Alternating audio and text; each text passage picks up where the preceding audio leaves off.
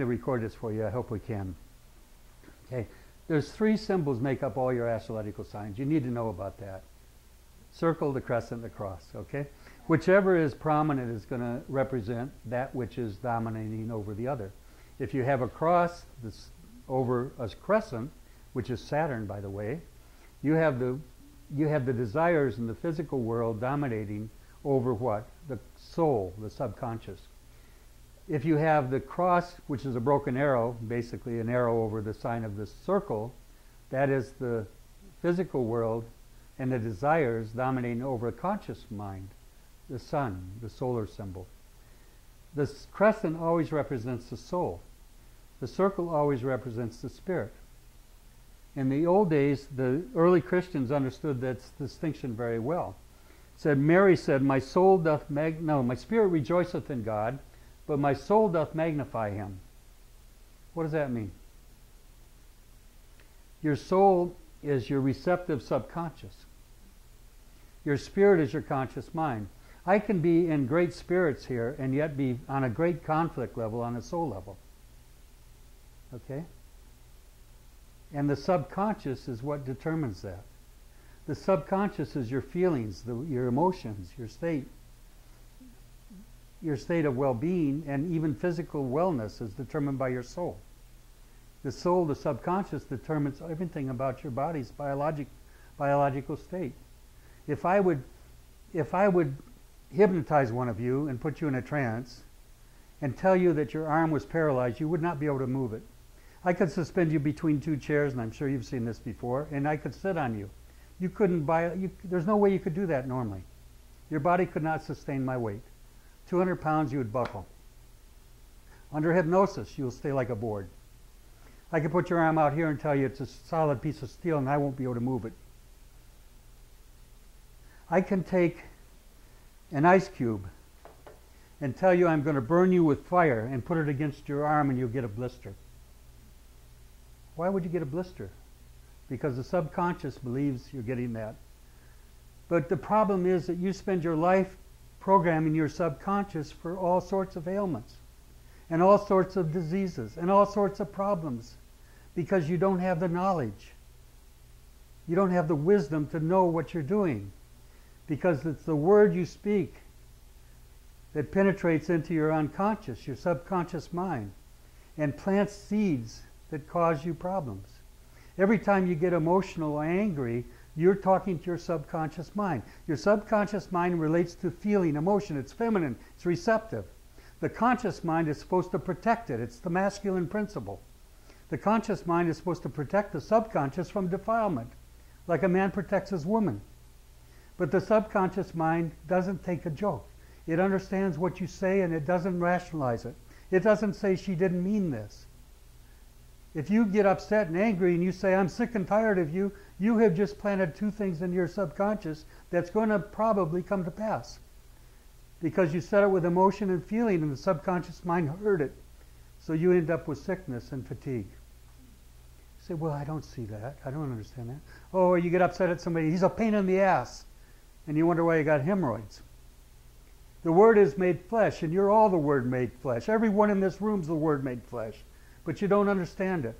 So you walk and you teach your children wrong ways in life, by example and by no instruction. And the children come up and their lives are miserable. Why? Because you don't teach them the truth. Every word you speak, you're accounted for. It's not what goeth in your mouth that defiles you, it's what comes out of your mouth. People who are trying to lose weight and they're saying, that cookie, oh, this looks good, a potato chip. And they curse it, but they eat it. And the body rejects it because they unconsciously reject it. There's a great movement on this planet of women that are trying to lose weight. You know what they're doing? They're eating whatever the hell they want, but they praise and give thanks for it when they eat it. They accept it graciously. Now, well, guess what the body does? Once the mind does, it assimilates it.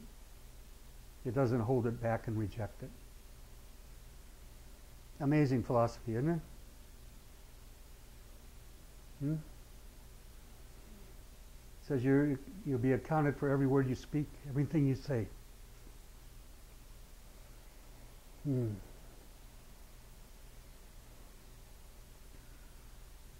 You're a little preachy, aren't I? There's the three things right there. Spirit, soul, body. That makes up all your planetary symbols. You should understand them. If you want to understand the language, you have to understand this. Okay? The Father, the Mother, the Son. The seed, the water, the Word. The life. By the way, the seed is given nurturance by the subconscious. The soul. Whatever you put in there, just remember, whatever you're putting in there, you must experience it. And the deeper the plant of the seed is, by emotion, the more you feel it. What do you think it says if you curse your brother, you're cursed? Think about that one for a minute. If I say, you son of a bitch, I hope you die, what have I just done? I spoke to myself. I spoke to my own soul. Because my subconscious does not know the difference between you and me. I'll give you an example. If I want to wake up tomorrow morning at 6 a.m. feeling wide awake, alert, and refreshed, and I give myself a suggestion, I say, I will wake up at 6 a.m. feeling wide awake, alert, and refreshed. If I give that suggestion to myself, my subconscious knows it, and I'll probably wake up at 6. I'll probably turn back over and go back to sleep, but I'll wake up at 6 a.m. The amazing clock in here works well. Now, if I said the same thing, but this way, you will wake up at 6 a.m. feeling wide awake, alert, and refreshed. Guess what? My subconscious does not know the difference between you and I. That's why when you curse others or have ill feelings towards others, you get ill. You think you're hurting them? You're hurting yourself. Why do you think forgiveness is important? Keeps you healthy and alive. I counsel a lot of people. One of the hardest things for people to do is forgive others. Or themselves. Same thing, same energy. Self-accusing, self-accusation. It's the work of the devil, Satan, the devil, the serpent, the accuser of our brethren. He who accused our brethren before God both day and night. You need to forgive yourself for things you've done that you think are so bad. Why? Because you can't be whole until you do that. Is it all making sense or not? You know, I just come out and I give these talks and I just say, I hope I reach somebody. I hope I get through. I hope they hear the message. Because their life will change if they do. You know, it's not about being how erudite I am or how smart I am or how much astrology I know. It's what's going to change your life. It's important. When a client comes to me, it's not about just giving them a chart reading. It's about giving them counsel to make their lives better. I want them to walk out of there with knowledge and tools that they can begin changing their life. And what's going to change their life? You see, it's not what happens to you in life that's important, it's how you respond to it. If I can change your response, I'll change your life. That's as simple as that. You spent lives, how many of you mothers? How many of you children in here? How many? Only one person? 2? 3? 4? Okay, you all got children? Okay, well some of you don't. The point being that you spend your whole life trying to teach those children something. You know what it's called? Responsibility. Think about that word. Responsibility. Ability to respond. You know, kids are playing a game of checkers, and when I'm losing, he hits the board and knocks everything off, gets up and storms away. Say, that's not the right response, my kid. But you got to teach them that. They have to learn that in life. That's not going to get you anywhere. We have adults who do the same thing, but they do it in different ways. So how do you change their response? There's only 3 responses in life. Listen to what I'm saying.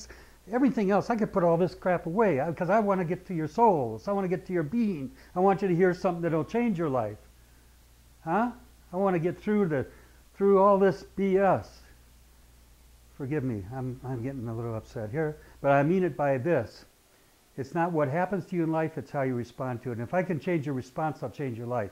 There's only 3 responses in life. I went through them all in prison. I hated, I fought, I killed. Not literally. I could have, I tried. Those that tried to hurt me. I went through years of hatred. It didn't get me anywhere. Got me in deeper and deeper in trouble. Then I went through a period of apathy and despair. I didn't care anymore. Wasn't going to join them. You know? I didn't want nothing to do with them. Apathy is a terrible place to be. At least when you're angry and you're fighting, there's something alive there still. But apathy will kill you, you know? I don't care anymore. I'm not going to join them, and I don't care to be part of them.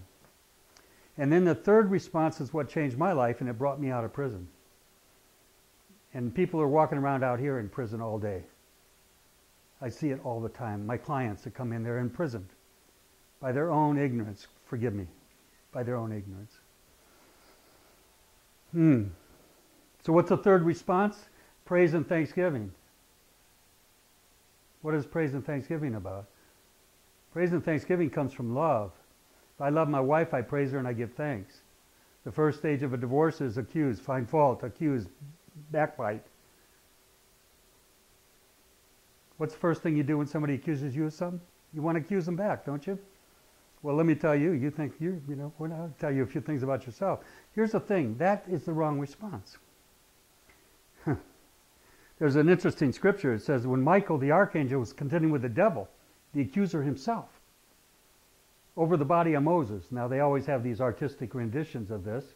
Moses laid out on a slab and two angels with swords, Michael and the devil, fighting over his body. But over the body, Iran is right here. Michael is Mercury in your chart.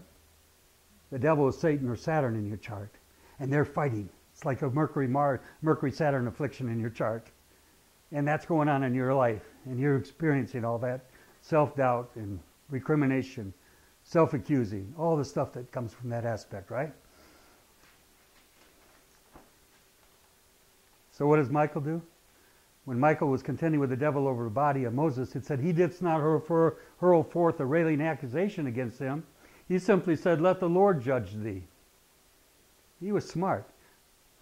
Michael wasn't going to get trapped. He knew if he accused the accuser, he's become the same person. I've watched people sitting on their horn outside of a haberdashery shop, or whatever they call it, with a woman inside shopping, and he's blowing the horn like crazy, and his face is red, beet red, and he is so angry, and that's the devil in him. What's a good book say about the devil? It says, the devil rages for he knows he has but a short time. That's called impatience.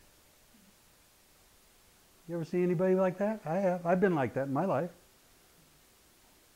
But you recognize the spirit. People say, oh, God's within. I say, where do you think the devil is? Huh? I've seen the devil in a lot of people. Diablos. Divide and abolish. Destroy. Separate, alienate, division, divorce. All that stuff. Saturn. I have a client I won't talk about. I never mention anybody's names. Of course, client I've been working with for the last month. She did. So, you know,